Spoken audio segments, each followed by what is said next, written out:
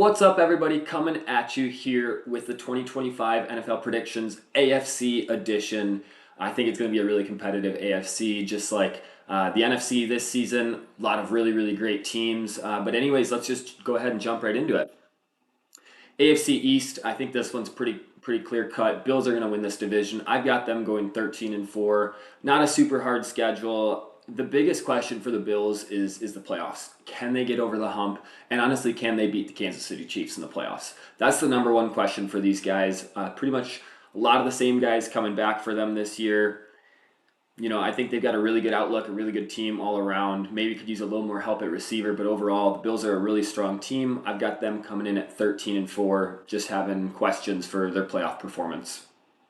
Next up, I got the Patriots taking second in the division at 8-9. I think they're going to have significant improvement from last season. I think this team got a lot better this offseason. I think the key additions of Stephon Diggs, Travion Henderson, Will Campbell is going to boost their offense big time. Drake May honestly didn't have much to work with last season outside of a really good defense. So I'm excited to see what he can do with some more weapons on offense, hoping he takes a really good step in the second season. I also think Mike Vrabel is going to be a really good head coach for these guys. Defensive-minded guy, won a lot of regular season games, I should say, with the Titans. Patriots have a strong defense, so I think he's a really good fit there. Overall, I think the Patriots are a solid team. I like what they're building out there in New England.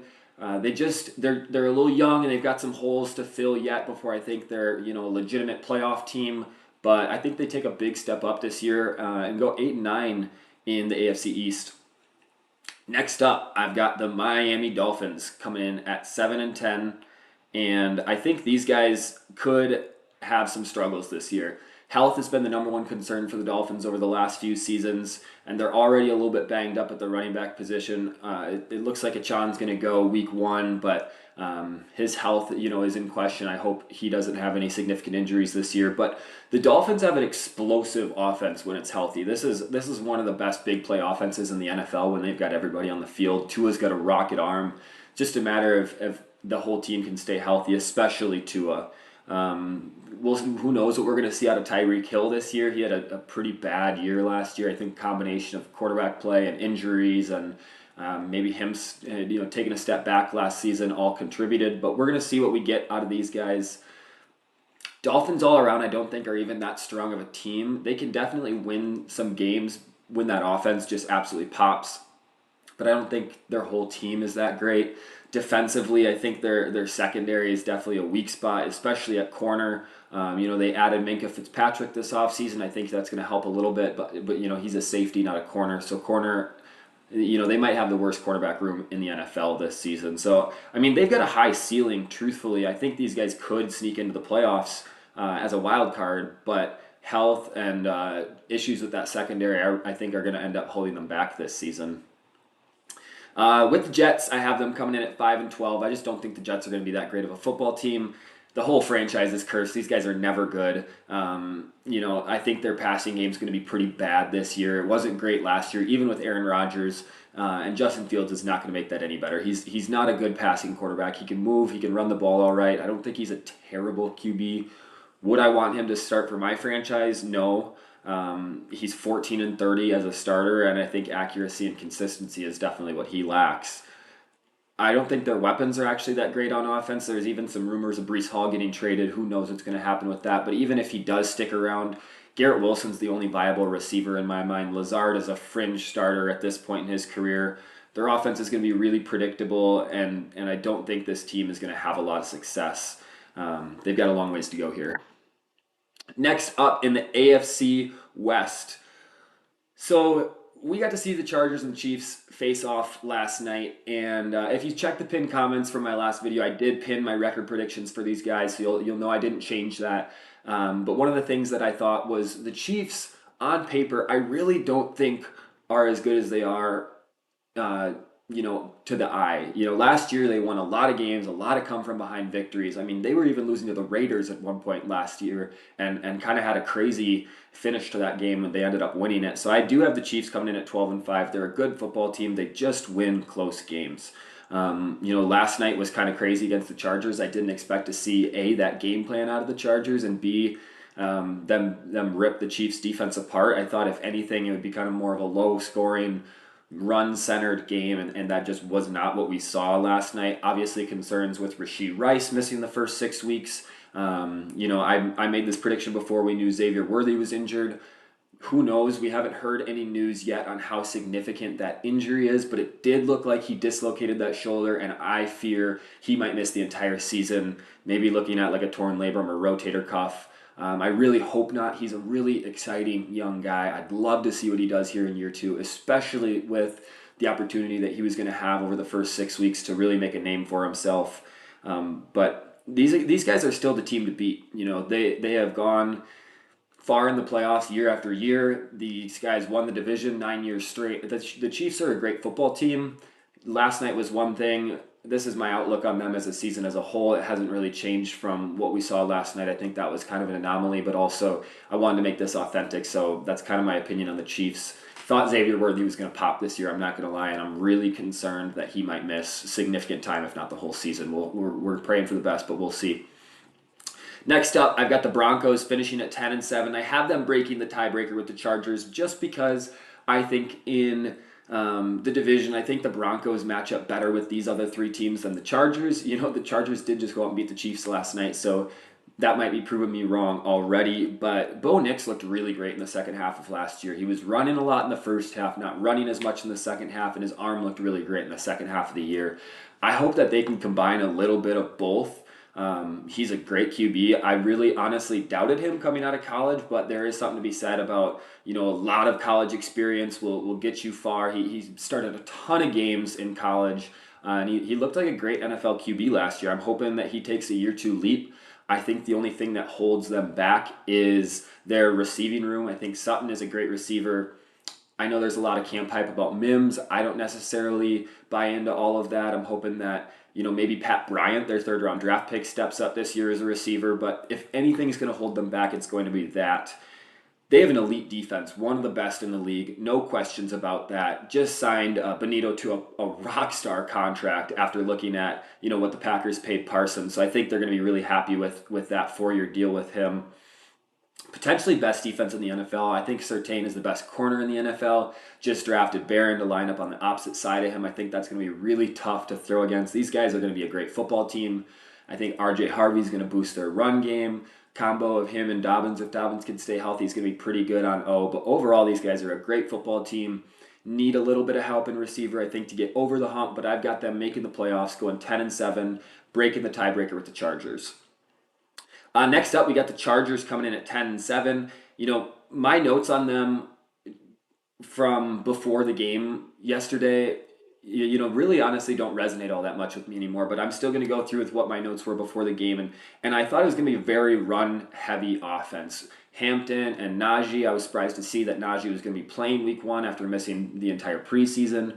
I thought this was going to be a really heavy run offense under Harbaugh, and we didn't really see that last night, but we're going to dive into the full season predictions and what I really expect. And O-line might be a little bit of a problem for them with Slater being out for the season. I think he's an absolute dog there at the tackle position. But overall, I think these guys have a lot of strengths for their team. I think Herbert's a great QB. I still think there are some holes here for them that's going to hold them back from being a contender, but these guys are on the edge, and I think a key addition or two could really take them over that hump.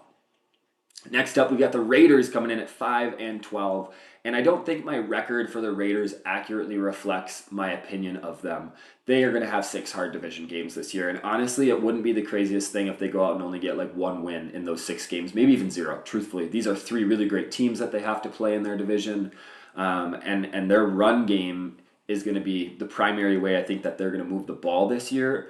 I don't know how much success you're going to have running the ball against the Chiefs and the Broncos. Good luck with that. Ashton Genty, very exciting guy. I think he is a fantastic running back. I just don't know how much he's going to be able to do behind that O-line.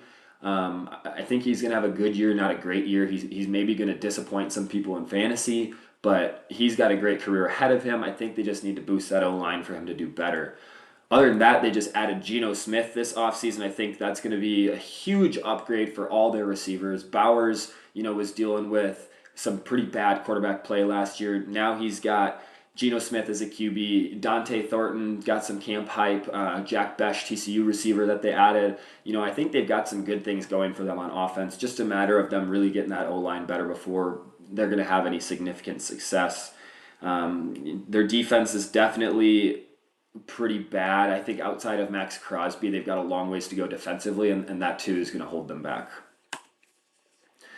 Moving on to the AFC North, I've got the Ravens winning the division at 12-5. These guys are a great football team. I could see them going out and getting 13 or 14 wins this year, but they're going to have 4 tough games against the Bengals and the Steelers, as well as not the easiest schedule this season, but a lot of roster stability. These guys pretty much brought back the same team as last year, as well as a couple additions. They got Jair Alexander. If he's healthy, he's a great cornerback. I think that will help them in their secondary big time if he's on the field. Other than that, I think they're similar to Buffalo in the sense that they just need to get over the hump in the playoffs. Last year, they lost that tough game to Buffalo. I think it was 27-25. And it's really the same thing for them. Can they get past the Bills? Can they get past the Chiefs in the playoffs? Added a couple good young guys on defense. Malachi Starks, the safety. Mike Green, edge rusher, I think is a really good dude. A really strong player, I should say, coming out of Marshall. He did have some character concerns in the draft, so that's why I hesitate with the good dude. I don't know much about him, but I think he's a really good football player, going to help them off the edge. Malachi Starks, Jair, and the secondary is going to help. Ravens are a great football team. They're going to prove it again this year. I don't expect any slowdown from Derrick Henry. He is an absolute tank. You'd be wrong to bet against him until he proves you otherwise. Next up, I've got the Cincinnati Bengals coming in at 10-7. These guys have one of the best offenses in the entire NFL and one of the worst defenses in the entire NFL. They got exposed during the preseason, even against second string offenses. So Joe Burrow literally might need to average 30 points a game for these guys to even stand a chance. Yeah, I mean, they're a dangerous team offensively, but their defense makes them really vulnerable. So I think that's going to hold them back. I don't think they're going to be able to beat the top teams because of it, but I do think they're really going to sweep through those bottom teams and just go on to win 10 games this season. Next up, we've got the Steelers coming in at 10-7. Got Rodgers this offseason. DK Metcalf's coming in. George Pickens is going out. These guys have an absolutely dominant defense, and that's what's going to keep them competitive this year. I don't think their offense is going to be really good.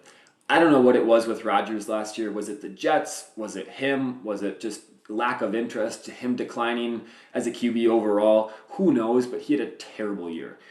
I don't know how much he's going to bounce back with the Steelers this year. I really don't think their passing offense is going to be that great. I think DK is the only viable receiver. I think Calvin Austin is a super mediocre fringe starter. So teams are going to smother DK. Rodgers is going to have to kind of do something special back there, I think, for their offense to really have any notable impact. Jalen Warren and Caleb Johnson are an okay running back duo. I don't think they're maybe even below average, but these guys have a great defense. It's going to win them games. It's going to keep them in games. There's going to be a lot of close games, and Mike Tomlin is a fantastic coach, and he knows how to win close games.